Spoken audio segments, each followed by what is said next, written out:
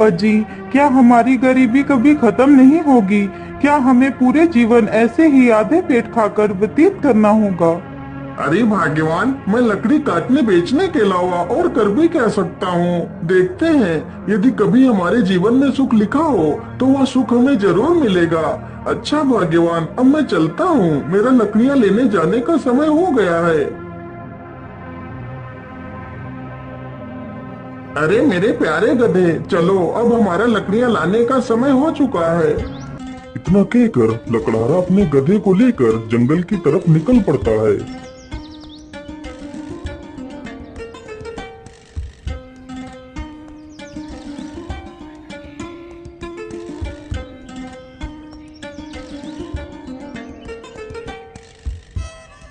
मेरे हिसाब से यही पेन ठीक रहेगा, चलो इसे ही काट लेता हूँ।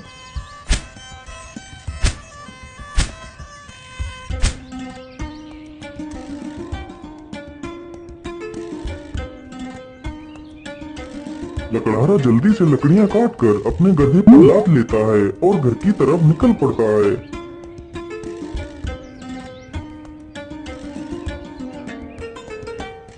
पानी, पानी, पानी, मेरी सहायता करो।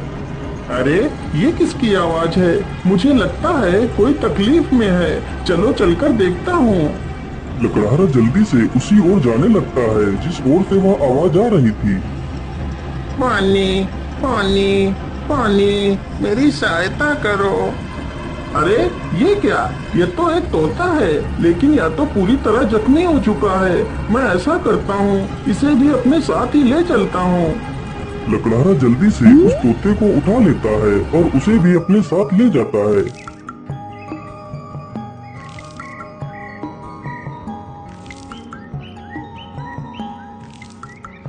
अरे भाग्यवान, तुम जल्दी से हल्दी और चूने का लेप लेकर आओ, मुझे इस तोते के जख्मों पर उस लेप को लगाना है।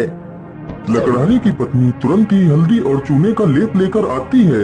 लकड़हारा तुरंत ही उस तोते के जख्मों पर उस लेप को लगाने लगता है। अरे तोता भाई, मैंने तुम्हारे जख्मों पर दवाई लगा दी है, अब तुम जल्दी ही स्वस्थ हो जाओगे। इस प्रकार तोता 1-2 दिनों में ही पूरी तरह स्वस्थ हो जाता है।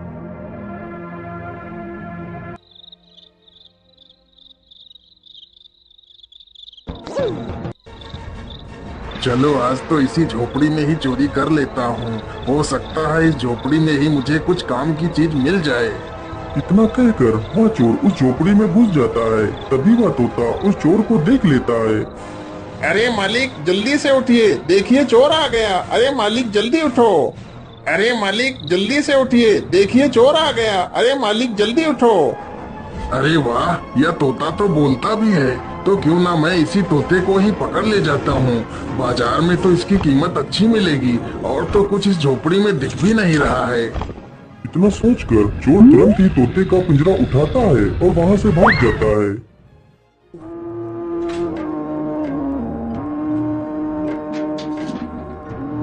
चोर को चलते चलते रात से सुबह हो जाती है।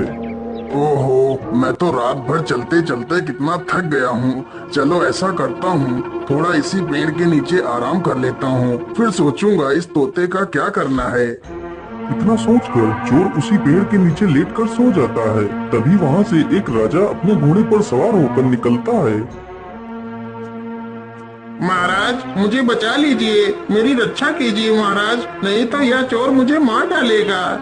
अरे ये कौन है जो मुझे मदद के लिए पुकार रहा है, लेकिन आसपास तो कोई नहीं दिखाई दे रहा है। अरे महाराज उधर नहीं, इधर नीचे देखिए महाराज, मैं इधर हूँ। महाराज मुझे बचा लीजिए, यह चोर मुझे उठाकर ले जा रहा है।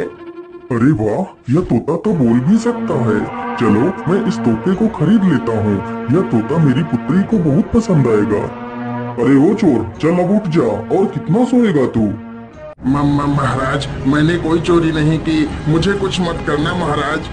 नहीं नहीं, मैं तुम्हें कुछ नहीं करूँगा, तुम यह तोता मुझे दे दो, मैं तुम्हें इसके बदले 100 सोने की मोहरें दूंगा। राजा की यह बात सुनकर चोर बहुत खुश हो जाता है। लेकिन याद रहे, मैं तुम्हें ये मोहरे तभी दूंगा यदि तुम आज से चोरी करना छोड़ दोगे। यदि ऐसा नहीं किया तो मैं तुम्हें कारागार में डाल दूंगा। नहीं नहीं महाराज, मैं आज के बाद कोई चोरी नहीं करूंगा।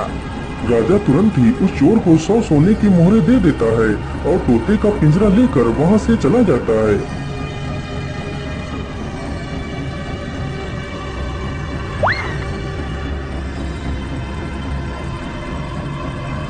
अरे राजकुमारी, तुम कहाँ हो? देखो मैं तुम्हारे लिए क्या लेकर आया हूँ।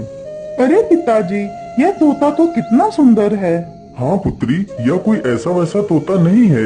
यह तोता इंसानी भाषा को बोल और समझ सकता है। फिर तो यह एक अद्भुत तोता है। पिताजी, आज से मैं इस तोते को अपने साथ ही रखूंगी।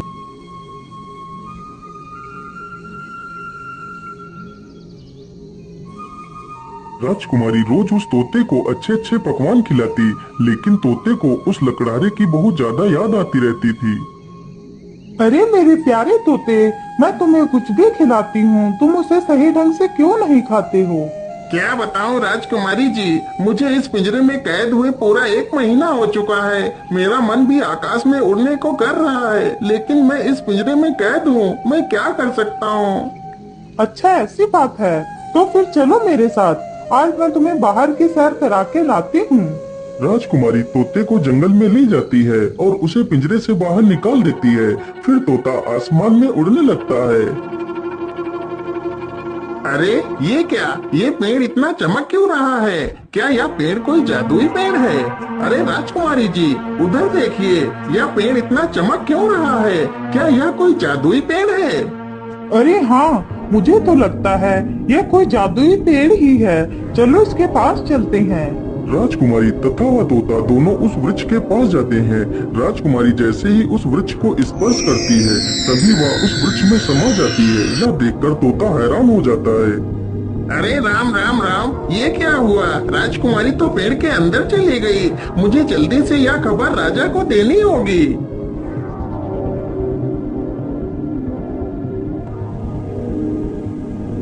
अरे ये मैं कहाँ आ गई? ये कौन सी जगह है?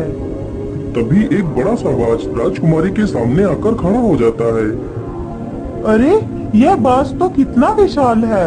इतना बड़ा बाज तो मैंने आज तक नहीं देखा। तभी वह बाज राजकुमारी को अपने पंजे में दबाकर उड़ जाता है। अरे दुष्ट बाज, मुझे छोड़ दे। तो मुझे कहाँ ले जा रहा है? वह बाज राजकुमारी को एक गुफा के भीतर ले जाता है, जहाँ एक डायन खड़ी होती है। अरे कौन है आप और मुझे इस प्रकार यहाँ क्यों लाया गया है? मुझे छोड़ दो, मुझे वापस जाने दो। चली जाना, चली जाना, इतनी जल्दी किस बात की है? तुम इस समय पाताल लोक में हो। यहाँ से निकलना इतना आसान नहीं है। तुम यहाँ से तभी बाहर जा सकती हो जब मैं चाहूँगी। यदि तुम यहाँ से बाहर जाना चाहती हो तो तुम्हें मेरा एक काम करना होगा। बोलिए, आप क्या काम करवाना चाहती हैं? राजकुमारी जी, तुम्हें मेरे लिए अमृत लाना होगा। लेकिन ये अमृत कहाँ मिलेगा? ये अमृत तुम्हें रंगी कंचन की पहाड़ियों में मिलेगा। लेकिन ये पहाड़ी कहाँ पर है? फिर वह डायन राजकुमारी को अमृत लाने का रास्ता बताती है। वह डायन अमृत पीकर अमर होना चाहती थी और पूरी दुनिया पर राज करना चाहती थी। उस डायन ने उस विशाल बाज को अपने वश में कर रखा था, जिससे वह सारे काम करवाती थी। डायन की ये सारी बातें सुनकर राजकुमारी वहाँ से अमृत लाने के लिए चल पड़ती है।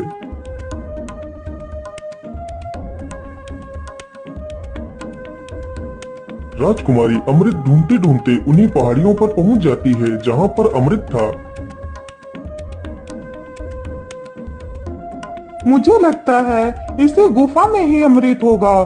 चलो इसके अंदर चलती हूँ। राजकुमारी जैसे ही गुफा के अंदर प्रवेश करने की कोशिश करती है, तभी एक जहरीला सर्प राजकुमारी को डस लेता है और राजकुमारी की वहीं पर मृत्यु हो जाती है।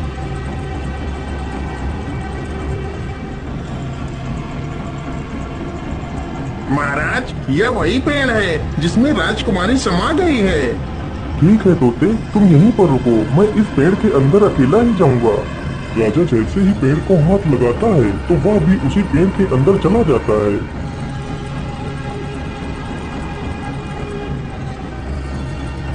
तभी वही बाज फिर से आता है और राजा को भी उठाकर उसी डायन के पास ले जाता है।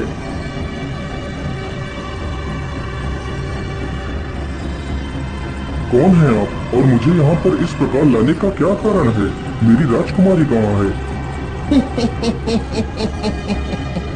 अरे महाराज, आप चिंता ना करिए, आप जल्दी ही अपनी राजकुमारी से मिलेंगे। उससे पहले आपको मेरा एक काम करना होगा। ठीक है डायन, मुझे जल्दी से बताइए मैं तुम्हारे लिए क्या काम कर सकता हूँ। फिर वह डायन राजा से भी उसी अमृत को लाने की बात कहती है। ठीक है डायन, मैं तुम्हें वह अमृत लाकर दे दूंगा, लेकिन मेरी पुत्री को कुछ नहीं होना चाहिए। इतना कहकर राजा अमृत लाने के लिए चल पड़ता है।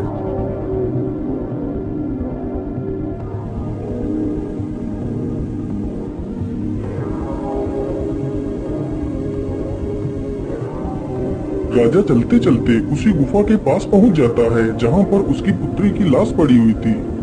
अरे ये क्या, ये तो राजकुमारी पड़ी है, लेकिन मेरी पुत्री को क्या हुआ?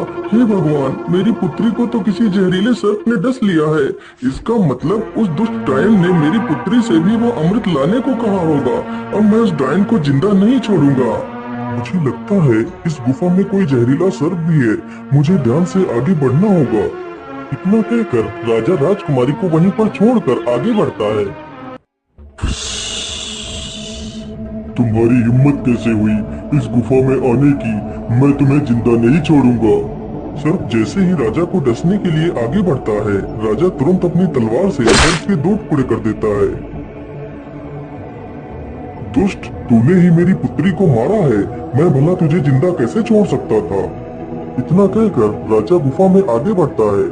राजा जैसे ही आगे बढ़ता है तभी एक तीर बहुत ही तेज रफ्तार से राजा को छूकर निकल जाता है। तभी राजा अपने कदम पीछे ले लेता है।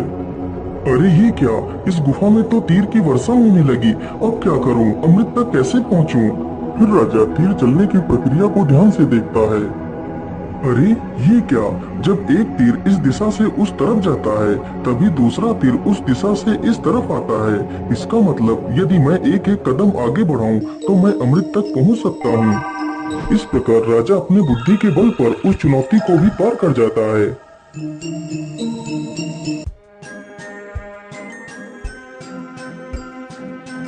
अरे वो रहा अमृत, चलो जल्दी से अमृत को ले लेता हूँ।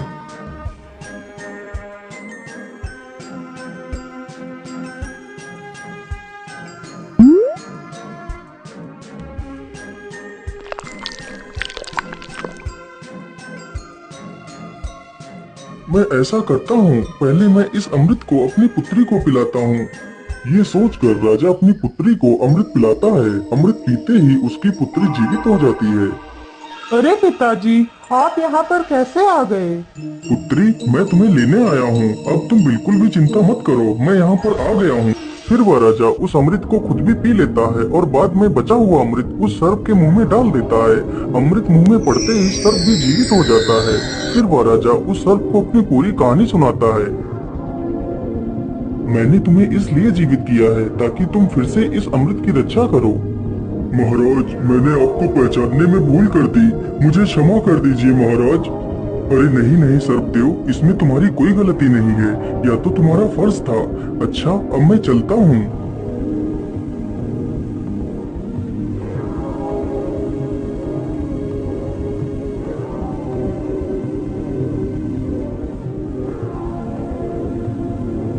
राजा उस बोतल में अमृत के स्थान पर एक तालाब से साधारण जल भर लेता है और डायन के पास पहुंच जाता है। ये लीजिए डायन, मैं तुम्हारे लिए अमृत लेकर आ गया हूँ, अब मुझे बाहर जाने का रास्ता बता दीजिए। अरे वाह राजा, तुम तो कितने बहादुर हो। यह अमृत आज तक कोई नहीं ला सका। जो भी गया वह लौट कर नहीं आया और तुम तो अमृत लेकर आ गए। चलो चलो, जल्दी से मुझे यह अमृत दे दो। राजा तुरंत ही उस डायन को वह पानी से भरी हुई बोतल दे देता है। डायन तुरंत ही उस पानी को अमृत समझकर पी जाती है। हे डायन, मैंने आपके कहे अनुसार आपको अमृत लाकर दे दिया, अब मुझे बाहर जाने का मार्ग बता दीजिए। इतनी भी जल्दी क्या है? अब मैं अमर हो चुकी हूँ। अब तुम दोनों यहाँ से कहीं नहीं जाओगे। आज से तुम दोनों भी मेरे गुलाम हो। अरे डायन, ये तो सरासर धोखा है। मुझे यहाँ से जाने का मार्ग बताओ, नहीं तो मैं तुझे मार डालूंगा। अरे मूर्ख राजा, अब मैं अमर हो चुकी हूँ। अब तू मेरा कुछ भी नहीं बिगाड़ सकता। अच्छा, ऐसी बात है, तो फिर ये ले मेरे इस तलवार के वार को झेल। इतना कहकर राजा उस डायन के पेट में तलवार घुसा देता है। ये क्या हो गया? मैं तो अमर हो गई थी। इसका मतलब तूने मेरे साथ धोखा किया है।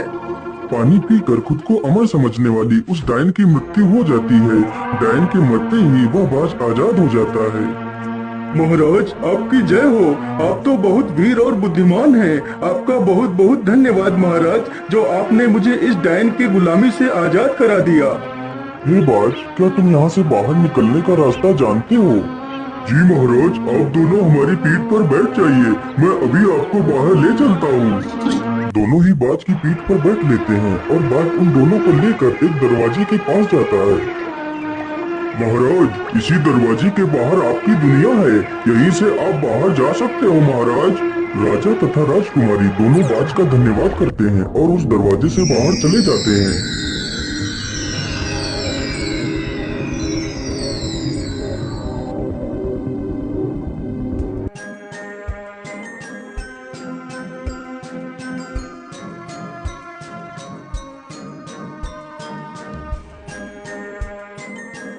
हे तोते, यदि आज तुम ना होते तो मैं कभी भी अपनी पुत्री को नहीं पा सकता था, इसलिए मैं तुमसे बहुत प्रसन्न हूँ। आज तुम मुझसे कुछ भी मांग सकते हो। महाराज, यदि आप मुझे कुछ देना ही चाहते हैं तो मुझे 1000 सोने की मोहरें देकर आजाद कर दीजिए। राजा ने ऐसा ही किया। तोते को 1000 स्वर्ण मुद्राएं देकर उसे विदा कर दिया। तोता वहाँ से उड़कर सीधा उसी लकड़हारे के पास पहुँच जाता है। मालिक, देखिए मैं आ गया और आपके लिए कुछ उपहार भी लेकर आया हूँ।